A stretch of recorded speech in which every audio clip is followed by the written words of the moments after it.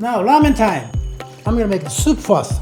Water and then soy milk. And then Miso Ramen Broth. This is the concentrate I have with the Williams Sonoma. 2 spoons.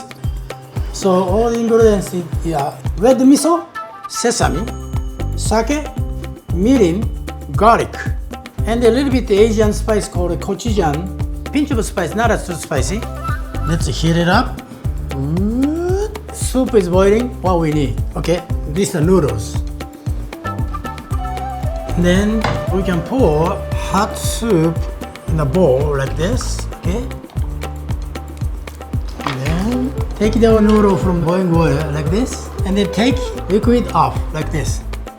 And then the topping I recommend. This is a vegan. This is a kale I have and broccoli lab. And then corn and tomatoes. You can use your favorite toppings. Pork, shrimp, scallop, anything you like. So this is a vegan miso broth from Williams Sonoma. Healthy. Get the ramen.